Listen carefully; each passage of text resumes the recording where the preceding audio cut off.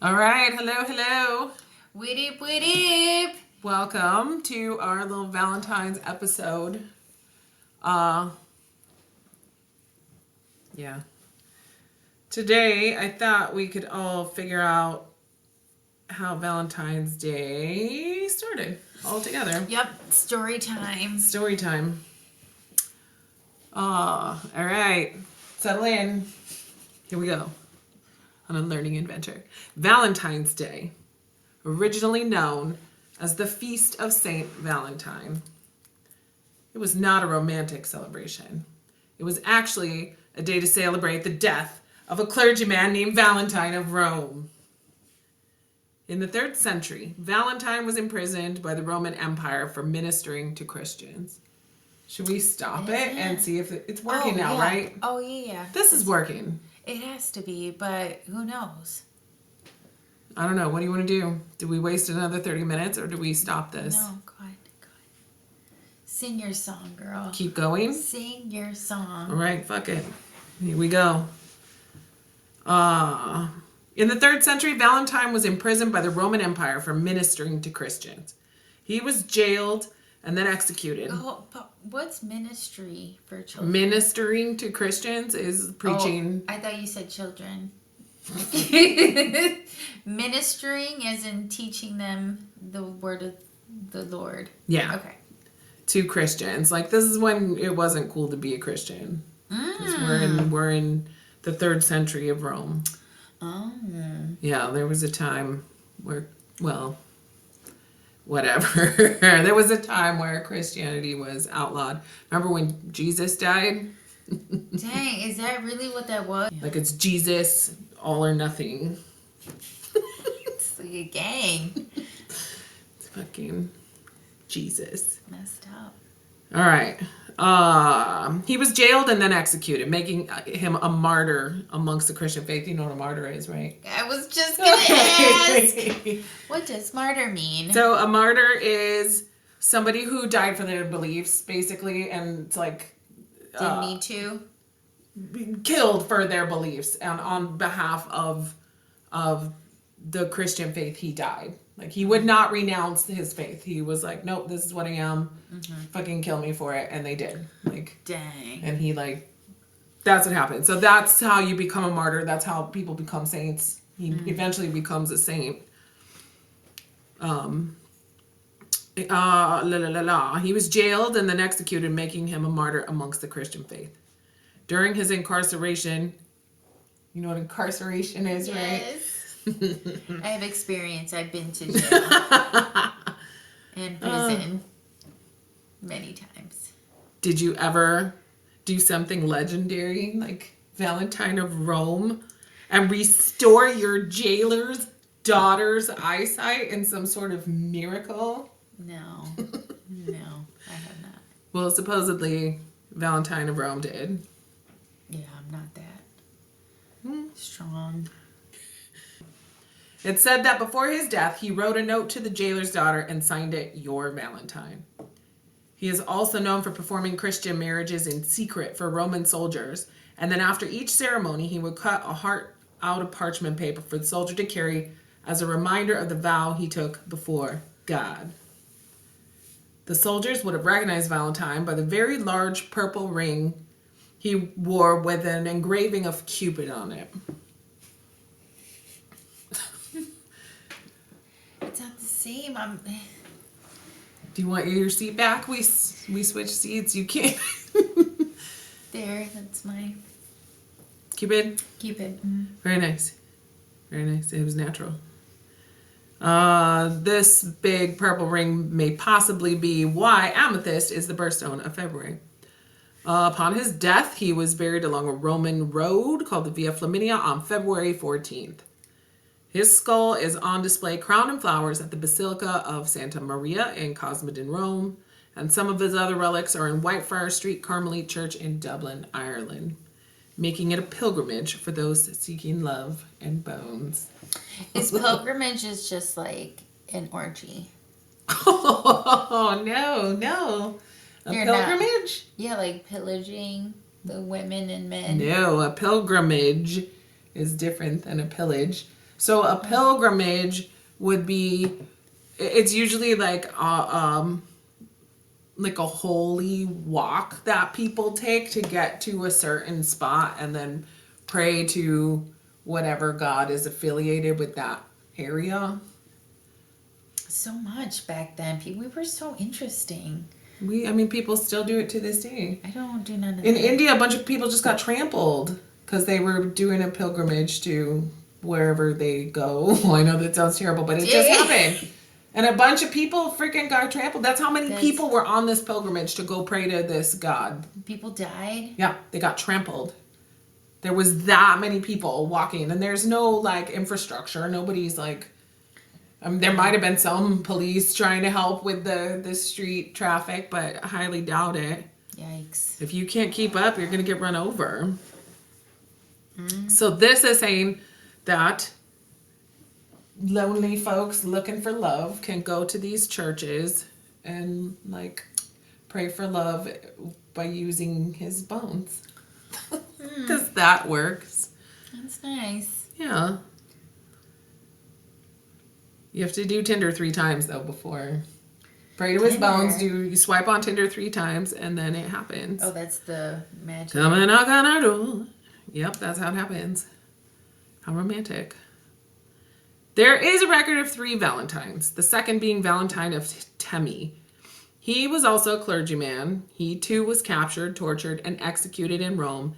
And he is also buried on the Via Flaminia, but in a different location from our first Valentine. His head is preserved and on display at the Abbey of Newminster. And in this research, it says head, not skull. So I don't know if it's his whole head. I don't get it, the saving of head stuff. I didn't understand it either. But you do now. You do realize their body parts are in these churches, and you can go look at their, like, skulls.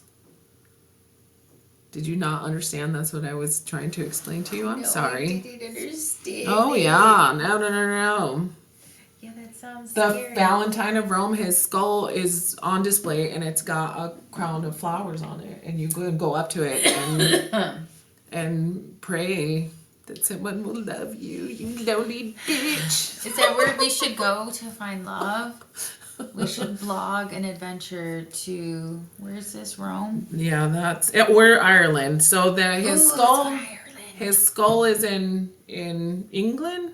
Yeah, no, Rome. I'm sorry. His skull is in Rome, and then like it's like other relics, whatever that means, are in Dublin in some church, and that's where people pilgrimage to.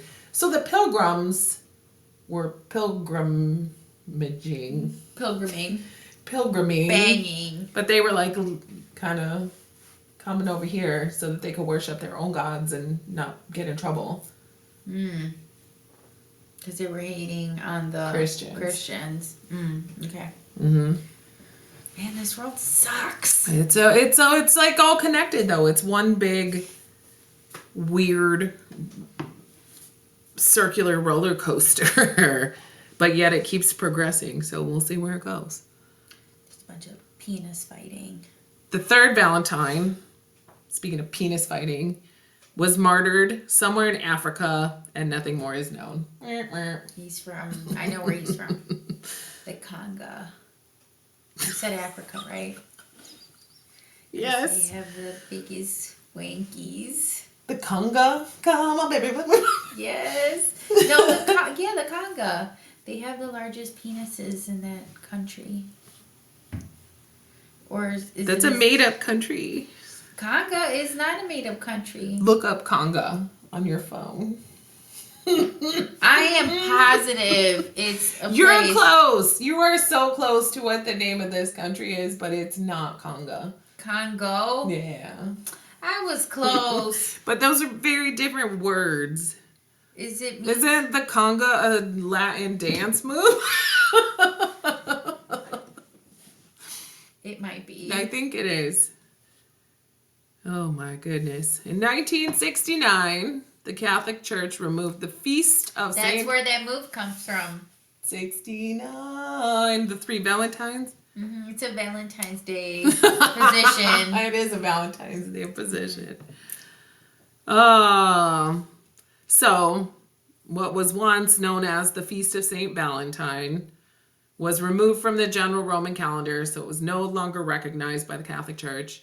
And so now it's just like on regular calendars. It's not on like the main Catholic calendar, but it's like on everyday calendars. So, in countries that celebrate it, and everybody just kind of celebrates it. In ancient Rome, before those calendars, Valentine's Day may have started out as a pagan holiday called Lupercalia. Pagan? Is it pegging? Pagan. Not to make everything. Not at all.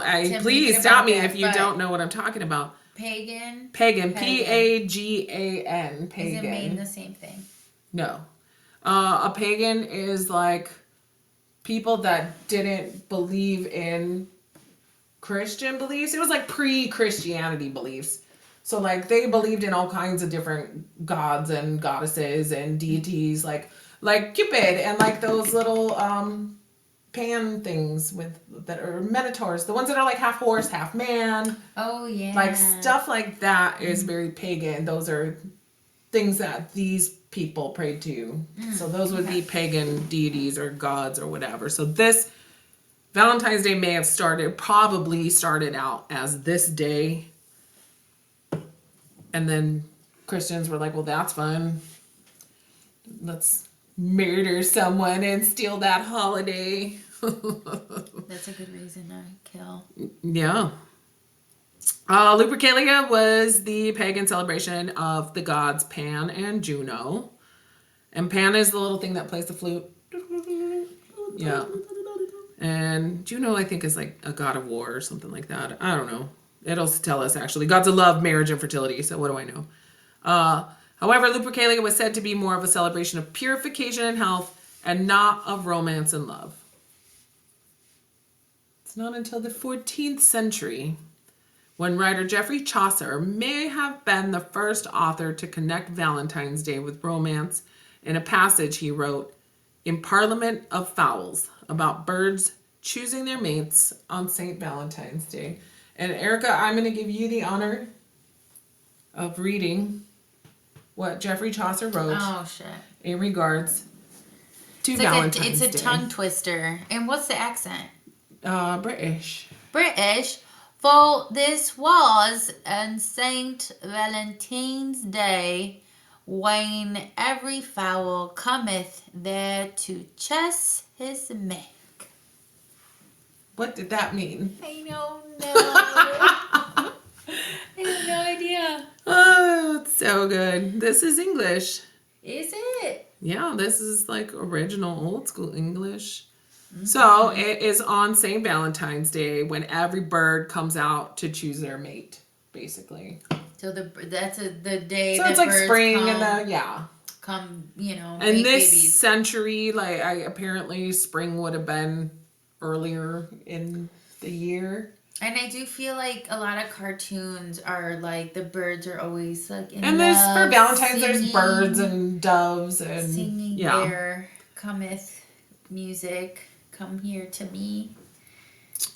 The earliest surviving Valentine's card is from the 15th century and written by Charles, Duke of Orleans, to his wife. He wrote it from the Tower of London before his execution. And according to Google Translation, because that's where I put it, it says, I am already tired of love, my very sweetheart Valentine. It doesn't sound romantic. Right. That's the very first Valentine's that apparently we still have. Men always sucked. I'm already tired of love, bitch. Kill me. Execute me. But that might have been romantic. Maybe that's what he meant. Like he's already tired. He's had enough. He can die now because he had, I don't know. You're the one. Language was weird. It was weird. It sounds not thoughtful. But it could have been. Mm-hmm. The verse "Roses are red" can be traced back to Valentine's Day in a collection of English nursery rhymes written in 1784. Are you ready? Yes. The rose is red, the violet's blue, the honey's sweet, so are you. Thou art my love, and I am thine. I drew thee to my Valentine. The lot was cast, and then I drew, and fortune said, it should be you. Now that's love. I feel the passion. The original Valentines were cards handmade with real lace and ribbons, eventually being replaced with paper lace, and then evolving into the mass-produced cards of today. In 1835, 60,000 Valentines were sent in the United Kingdom despite the expensive price of post. And then 5 years later... I want to know how much the expensive post was before it was a nickel. Yeah, I don't know that it was a nickel. $10. I have no idea. I'm sorry, that's the one thing I didn't know. So it's Had I known you were going to fixate. In 1835, 60,000 Valentines were sent in the United Kingdom despite the expensive price of post. In 1840, the invention of the postage stamp made the mail much more affordable, and 400,000 Valentines would be sent in just 1 year. In 1868, the British chocolate company Cadbury began to sell fancy heart-shaped boxes of chocolate for Valentine's Day. The U.S. Greeting Card Association estimates that 190 million Valentines are sent each year. Billions. 190 million Valentines are sent each year, with half of those going to family members, especially to their children. If they include the cards used in classroom exchanges, the amount goes up to 1 billion. With teachers receiving the most Valentines. All right, so this is what I know about you. I know that you had Lizzie McGuire Valentine's cards. I did. And what was the other one that you said? It had to have been some like Winnie the Pooh or like Mickey Mouse themed Valentines. And yours had pockets for chocolate. No, we got the ones from Aldi. So, but you wanted the ones with. So but if you yeah. didn't, you gave out the ones without chocolate. But you were just trashing on people who send them without chocolate. No. I'm saying like now that we're grown, like don't be giving me no dang card. Like you better give me some chocolate. I would take a card. I'm good with a card. I would rather have the chocolate, to be honest. With a note on the chocolate, maybe, or sign. That would be nice to you. Yeah, But if the card was thoughtful, I would be happy with the card. If it was just some trash card, that's not enough. But like if the guy from the train wrote my card, it'd be a sexy card. That's for another story. In that case, I think I would want write me a card. Because that was romantic. That was hot. If I got that from... It was terrifying. But if it was from somebody that you want to get this card from. Yeah. And somebody I was intimate with. If it was pretend on TV and that happened, that would be super hot. The fact that it happened in real life was really creepy. And also because he wasn't hot. I don't know. I never saw him. I just saw... I think I saw the back of him. I was playing Candy Crush, minding my beeswax. I don't know. I remember like a white leather jacket. I think jeans. Good. I don't remember. Ooh. There was like red and blue on the jacket on the sides. So I don't know if it was like a team. I don't know. Hell if I know. I was not paying attention. I was literally playing Candy Crush. Because I'm a catch. In 2017, Americans spent about $18.2 billion on Valentine's cards and gifts. By 2019, however, the spending had declined, and a survey conducted found that 1, most people found the day to be too commercialized. 2, more people were single. Yup. And 3, people just didn't care about the holiday. There may be a decline in celebrators. Definitely. But plenty of people still love to celebrate Valentine's Day. Will you be my Valentine? No, thank you. No. I'm one of those people that doesn't celebrate. I don't care. I have, as you know, I love chocolate, and I tell people all the time that I love chocolate, and I still haven't gotten chocolate for Valentine's. Not one time. You've never gotten Not for my man who knows I Oh. love chocolate. I thought you meant just like period. No one's ever bought you chocolate on No. Valentine's. The person who should be getting me chocolate isn't getting me chocolate. There, I feel like that was off. Looks like you're in smoke. Right. There we go. All right, there you go. Damn it. Are we ready to see how others celebrate Valentine's Day? The Lutheran and Anglican churches have a service on Valentine's Day and offer to perform the rite of vow renewal. The Catholics established a prayer to support single people seeking a spouse ahead of St. Valentine's Day, which is actually probably really nice. I'm just a bitter old hag.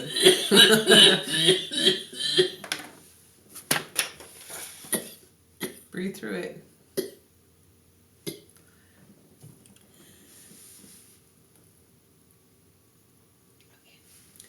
Valentine's Day may have originated in England, but it is now celebrated by people all over the world. The traditions may be different, but the sentiment is still the same: love. In Norfolk, England, a traditional mystical character named Jack knocks on your back door and leaves treats for the children. Most children find it terrifying, but they get treats. What's his name? Jack. Jack. And he Jack knocks the on your Ripper. he knocks on your back door. Yeah, the Ripper didn't give you treats though afterwards. Yeah. You just said you love chocolate. I And no do. man's ever give you Jack.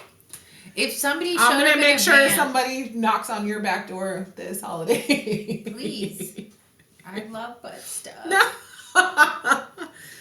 Several East Asian countries celebrate Valentine's Day, with South Koreans spending the most. The day is usually celebrated with South Korean women giving men chocolates. See? Men give women chocolates on White Day, March 14th. Yeah, no chocolates for you. Maybe you're dating South Korean men. Oh yeah, you would be getting... I mean, I feel like it's tradition. All men should know. To give chocolate? Or diamonds. We're not there yet. Chocolate. Dang. Yeah, that does seem And some flowers. obvious. Maybe a little din-din. It's perfect. And you have said this out loud, that that's what you want? The chocolate, yeah. I say it all the time. Give me a chocolate. And he never brings out a chocolate Rude. from the store. I have to get my own chocolate. In Norway, secret admirers send poems with clues represented by dots that match the number of letters in the sender's first name. This tradition lasts till Easter. If the recipient guesses the correct name, they get an Easter egg from the secret admirer. If they guess wrong, the real poet has to identify themselves, and they receive an Easter egg from the incorrect guessing object of their eye. In Iraq, the Kurds celebrate by decorating red apples to represent the original love story. Adam and Eve. The apple in this interpretation represents it represents prosperity and love instead of the end of paradise on earth. A little different than what we're used to. In most Latin American countries, St. Valentine's Day is known as Dia de los Enamorados, Lover's Day, or as Dia del Amor y la Amistad. I got there, Love and Friendship Day, where people perform acts of kindness for their friends. Thank you for helping me get through that pronunciation. It's a very nice O. What do I have to do? Yep, there it is. Boop, boop, boop, hand hug. Boop. You didn't hug me. Oh, Boop. might be.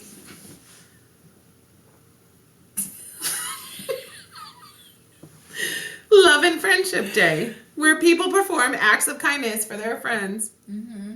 The French, they used to celebrate by singles calling out to each other. until everyone was paired up.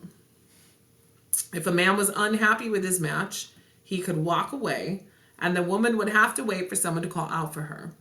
Unfortunately, this practice... Where did you go? Are you paying attention to this story? I had to turn the Zoom off. It said, you want to pay extra. I Oh, said, no. I'll sir. retell this part. No, sir, me and pay no extra. The French used to celebrate by singles calling out to each other until everyone was paired up. Caw-caw, caw-caw. If a man was unhappy with his match, you got nothing to say. What? Be an unhappy man. Oh. If a man was unhappy with his match, he could walk away, and the woman would have to wait for someone to call out for her. Caw-caw. Unfortunately, this practice left a lot of ladies pissed and lonely. And in the tradition of heartbreak on Valentine's, the single ladies would gather around a bonfire and burn pictures and any belongings that they had of the man who left them. The government has since banned this tradition. Yeah, you just gotta have the fire extinguisher handy if you do it, but we should bring it back. We should bring it back. And ladies should get to walk away too, though. It shouldn't just be the men. Yeah. If you don't like what you're matched with. That's like old school, like in-person Tinder, though. They swiped and moved, like, you know what I mean? They matched. Or the one person swiped on them. Is that Hinge? Which is the one where you can, like, choose them? Bumblebee? That's probably it. So it's like that. So the ladies call out. I guess it's like mutual at first. And then once you're all hooked up, I don't know, maybe you can't say no when someone calls out to you. Or is it like a done deal if you don't pick the person that picks you? Well, yeah, sounds like the man can walk away. If he doesn't like it, he can walk away. So I do think it's like mutual at first. And then once everybody's paired up, you can look at your person and be like, nah, I don't want this, and walk away. Oh, okay. And he doesn't have to go find anybody else, I don't think. I'm sure some other lonely gal will take it immediately because they don't want to be left alone. But I don't think the lady can do it. A lot of murder cases. Murder. Yeah, definitely. On Valentine's Day, checks out. In Germany, they drape, speaking of murderers, just kidding. In Germany, they drape ginger biscuits attached with ribbons over the shoulders of their Valentine. It's actually kind of cute. I don't think I'd want a ginger biscuit. I would love a ginger biscuit. And it would be really big. They're like big and they put them, it's a big ginger biscuit. Oh, yeah. You wouldn't take the biscuit? I guess I would take the biscuit, but I wouldn't mind a different cookie. I'm not a big I don't want that much ginger cookie. It's a gift.